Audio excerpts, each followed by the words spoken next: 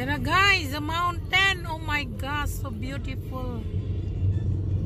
You can see that mountain. Wow, look. Beautiful mountain, guys. Oh my gosh.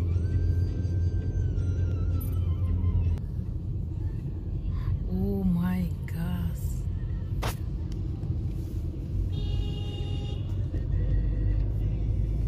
Wow.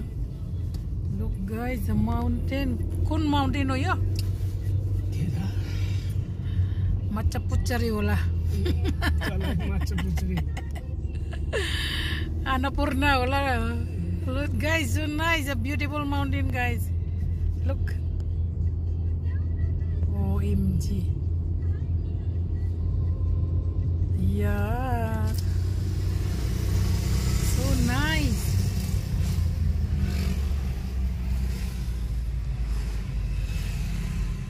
Look.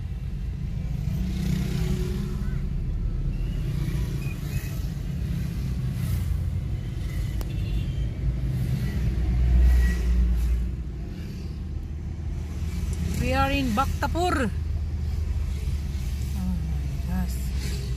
The mountain is so beautiful.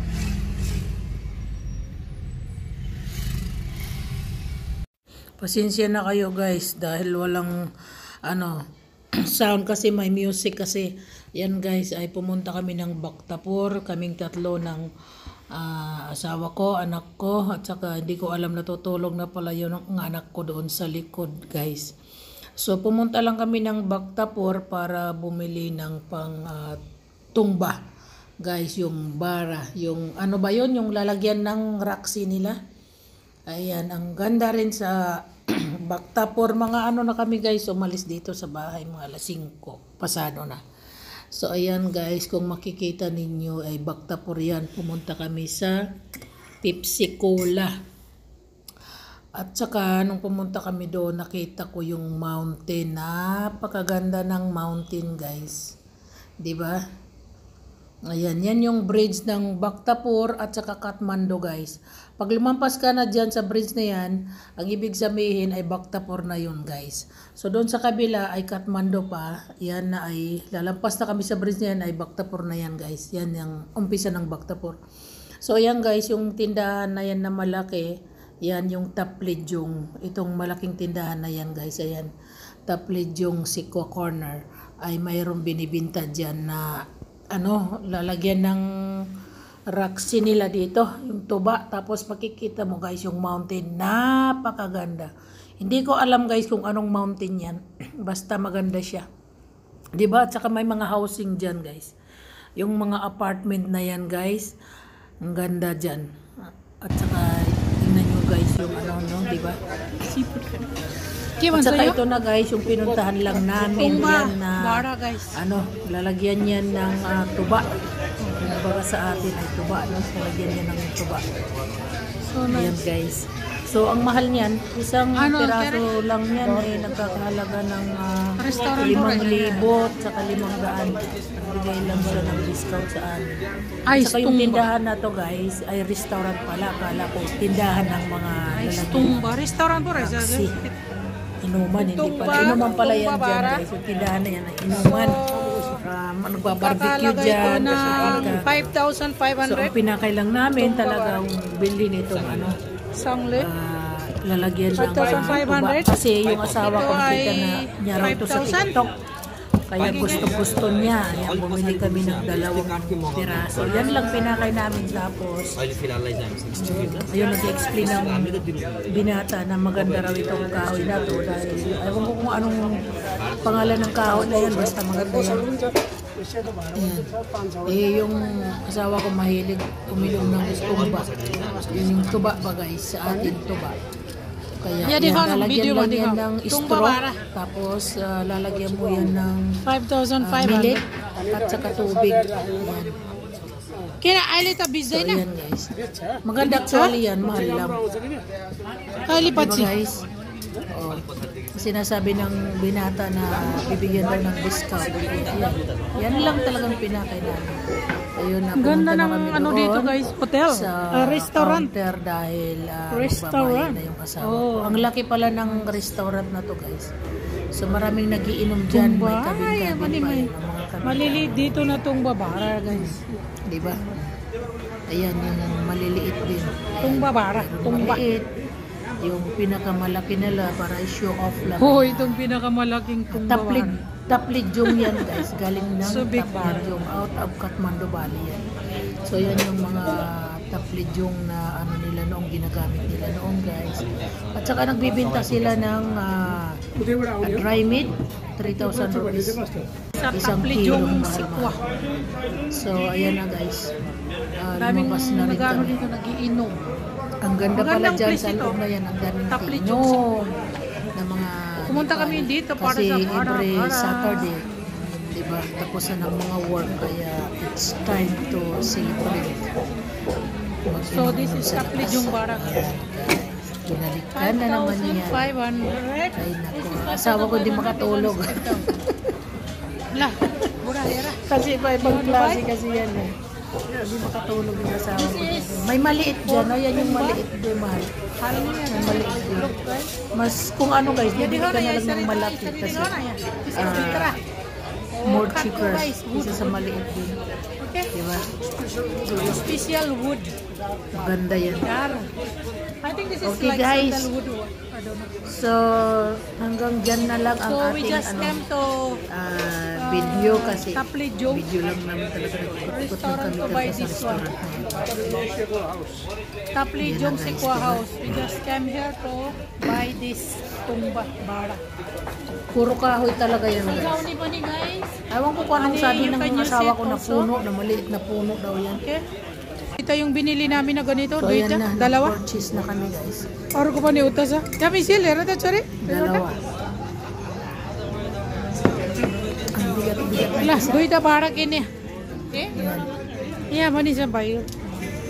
Binili namin So dalawa. ayan na, lumabas na kami. Tapos ng aming 10,000 purchase. isa. Kasama yung anak ko. 5,000 yung isa guys. So nagkaroon kami ng discount ng 500. So yan. Bye-bye. Yun na guys. Tapos, ayan na, pumunta kami doon sa Bunny Shore. Ito guys ay Bunny Shore. Diyan kami naggala kami kasi maganda sa gabi. Ayan, maraming ilaw. Para rin yung nasa ibang bansa ka ba? Ayan, parang nasa Pilipinas o ganyan guys. Diba? Minsan lang kami maggala guys sa gabi ng family ko, kaming tatlo ng asawa ko, anak ko.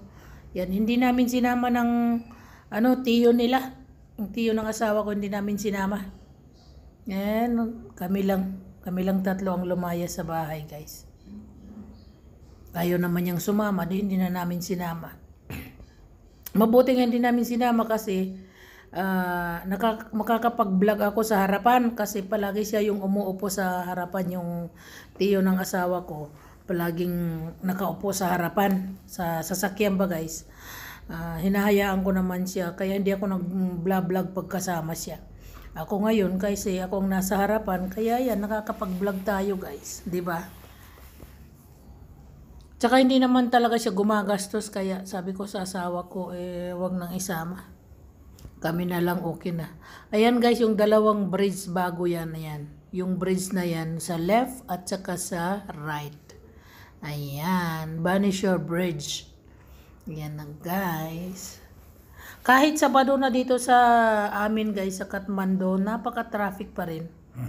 Dati noon hindi yung matraffic. Ngayon ay nako. Dami na kasing may mga sasakyan dito sa Nepal. Kahit mahal yung sasakyan guys. Maraming nagpo-purchase ng mga Nepali. Biro mo guys, yung mga sasakyan dito sa Nepal, nagkakahalaga ng 2 million above. Isang sasakyan guys, 2 million at saka ilang billion yung sasakyan guys. Hindi katulad sa atin na mura yung sasakyan. Dito sa Nepal guys, ang mahal yung mga sasakyan. Super expensive yung mga sasakyan dito sa amin sa Nepal. So, Guys, nandito ayan kami na guys, nag-dinner na kami. Flavors of the ng World. aking pamilya. Pumunta kami World doon of sa Meats. seafood Nandito kami guys sa restaurant. Lay daw, sorry. Ano guys, yung Order namin mamaya pa guys, hindi pa napakabagal ng dumating. kanilang Ay, can you make serve. the light here? Yung mga waiter Yeah, this ay is what papunta doon, World papunta of dito. Meats. Ayan guys. We are here in Jamsikel. Of the world. Ano ba What yung place is this? kalimutan ko Jamsikel, na eh? yung pangalan. Eh, Sanipa. We are Diyan in kami Sanipa guys. We're kumain. having dinner. Nag-order kami ng Okay, seafood. this is our drinks. Napaka-disappointed ko guys And ng I order seafood nila hot lemon kasi only. hindi masarap Mint. yung niluto na So, this is seafood the na place, in-order guys. namin na napakamahal. Nagkakahalaga guys yung seafood na in-order namin na Cottage rice guys. 4,100. Mm. Galit na Parking galit yung siya? asawa ko guys. Bayra? Kahit Ay? kumakain kami, nagagalit siya kasi mahal yung seafood. At saka, Bike parking outside. dalawang ano lang guys Kami yung kasi seafood na nag-order kami ng parating na seafood. siguro sandali lang. Yung Yung seafood na in-order ano namin, guys, yung mix, may dalawang prawn, pirasong may- crab. Yung crab guys na in-order lang guys, namin, tingnan ko nakalimutan. ano pa, napakapapayat ng Order crab. kami ng Walang laman set. na sa loob. Walang Seafood meat. boiled back. Yung crab guys, Ito, sabi. guys. Kaya napaka guys, na-disappointed Seafood boiled talaga bag, ako. ayan ang Kahit order ako sa sarili ko na-disappointed So, guys. mayroon siyang Tapos, yung seafood ano, na guys, yun, sa seat crab, niya, may jumbo isang prawn, kanin, octopus, isang fishball, maliit na corn, plato na potato, kanin. mushroom, and salami. So, ayan Ayun, guys, guys. pag dumating Isang yung order maliit na namin, platong papakita kanin. ko sa inyo. So, Okay guys, mamaya na. Bye. Cheese stick. Ayun na, ayun, nag-order din kami muna ng starter. Nag-order kami ng fish cheese stick. Cheese stick guys, in-order namin. Masarap naman yung cheese stick. Kaso, itong seafood na yan guys, yun na, nilalagay niya sa malaking plato, no? Yung seafood na yan. Ay nako, 2 pirasong crab na walang laman na mga mapapapayat. At saka yung prawn siguro mga 5 piraso. At saka may octopus guys na, isang octopus na hinatil nila na 2. At saka may meatball, may salami. Ay nako, na wala mong kalasa-lasa. Kaya guys, yung mga sinasabi ko sa inyo, yung mga Pilipina na gustong pumunta dyan, kung gusto ninyong pumunta, wag na kayo pumunta guys. Yun lang yung kanin guys, o yun. Huwag na kayo pumunta kasi disappointed talaga sa lasa, sa mga laman, sa binayad mo. Kaya kung ako sa inyo guys, 4,100 ang ibabayad nyo dyan sa restaurant. Bumili na lang kayo ng crab sa Batbatinik, bumili na lang kayo ng prawn at kayo na lang gumawa. Kaya naisipan ko na rin na ganun, ako na lang gagawa, mas masarap pa. O kaya pumunta ng Kalimati, bumili ng crab at saka yung prawn at saka yung ano guys, ibang putahe na seafood. Lagyan nyo na lang ng isda, mas mabuti pa. Ayan guys, ay nako. Kahit kumakain kami, ay nako, yung asawa ko nag-ingay talaga dyan. Kasi nga hindi masarap. Hinati-hati ko guys yung kanin namin. Hindi talaga masarap yung pagkain dyan, napaka-disappointed talaga ako. At saka yung waiter, sinabihan ko sila na yung pagkain ninyo hindi masarap, hindi na kami babalik kahit kailan. Sabi ko talaga doon sa waiter guys, nagalit talaga ako. Sabi ko, ang bagal ng service ninyo, yung kanin malamig, pati yung seafood na yan guys ay malamig na. Lahat malamig. Yung kanin na in-steam nila tapos nilagyan na lang ng tubig. Kasi yung kanin wala nang lasa eh. Yung lasa ay tubig na. Ay nako. Kaya wag na kayo pumunta guys dyan. Sa sa ano yan guys eh, sa Jawlakel. Yung inaano ko guys, yung prawn. Tapos wala pa silang ano guys. Hindi pa sila nagbigay ng scissors para sa prawn na ikakat mo, no? Wala talaga. Napaka-disappointed talaga ako dyan. Sa restaurant na yan. Ikaw na lang bahala, ngat-ngatin mo ng ano sa ngipin mo guys. I-break mo siya sa ngipin mo. Wala talaga oh, payat yan na ano, yung prawn na yan napakapayat, shell lang ang malaki. Walang laman na sa loob. Kasi ano na yan guys, siguro frozen, no? Pag na-frozen na yung ano, crab, hindi na masarap at saka wala nang laman sa loob kasi para siyang ano na, siguro na overcook din yan. Hindi masarap talaga sa totoo lang. Mas masarap pa ako magluto. Kung lulutuin ko yan sa nung may coconut guys, yung may sabaw na coconut, ay mas masarap pa ako magluto. Kaya sabi ko sa anak ko, wag na tayong kumain dyan, ako nang bibili. Ako na lang maggagawa, sa bahay na lang tayo kakain. Yan guys, ko yan, walang laman talaga yan oh. Ang payat-payat ng mga crab na yan, malaki lang yung shell. Siguro yung mga Nepali hindi marunong magtingin sa crab. 'Di ba guys? Kasi walang seafood dito sa Nepal. Kaya ganyan, wala nang magawa, di kainin na lang yan kisa naman sa itapon. 'Di ba guys? Kain na lang ako kahit hindi masarap, sige na. May natira pang mga fishball at saka potato guys. In-steam nila yung potato, fishball at saka yung salami. Ay nako, hindi naman yung pwede ilagay dyan yung salami. Yung salami para lang yun sa bread. Inilagay nila dyan. At saka ayaw nila pa ilawan guys sa gabi. May mga ilaw actually dyan, ayaw nila i-on yung yung light. Sabi nila kasi gabi, ganito raw. Sabi ko, i-on mo yung light. Baka makita mo siguro yung mga laman dyan na guys. Sa totoo lang, hindi masarap yung pagkain dyan. Kaya sa mga Pilipina na gustong pumunta dyan sa restaurant na yan sa Jaulakel, kalimutan ko yung pangalan ng restaurant. Wag na kayong pumunta guys, disappointed talaga. Ako talaga napaka-disappointed ko. Siyempre tayo, alam natin ang seafood. 'Di ba? Hindi talaga masarap. Nagtiyaga na lang pati yung yung anak ko. Nagtiyaga na lang, kumain na lang siya ng prawn. Sa asawa ko siguro, 2 prawn. Ako 2 prawn ang nakain ko. Yung anak ko 2, parang 6 na piraso lang siguro yung prawn. Yung lang. Dada nga ng dada yung asawa ko dyan, galit na galit. Sabi niya sana hindi na tayo kumain dito. Sa ibang lugar na lang tayo, nag-order na lang tayo ng iba-ibang putahe, mas masarap pa. Kaya nga, ayan guys, wala nga kaming pang-cut ng shell dyan Yung knife na lang, pinukpok ko na lang yung paa ng crab. Ano ba yan? Walang scissors, dapat yan may scissors di ba? Para makita mo yung niya, yung laman. Makuha mo yung laman, wala talaga.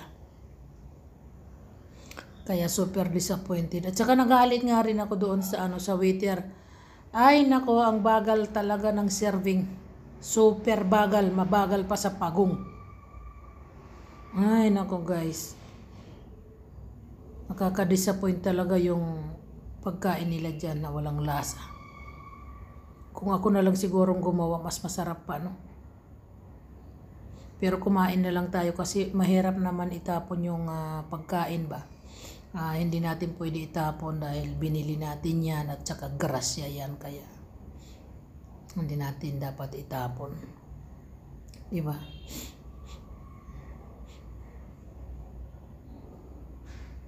Okay guys, hanggang dito na lang. Bye bye. See you then. Bye.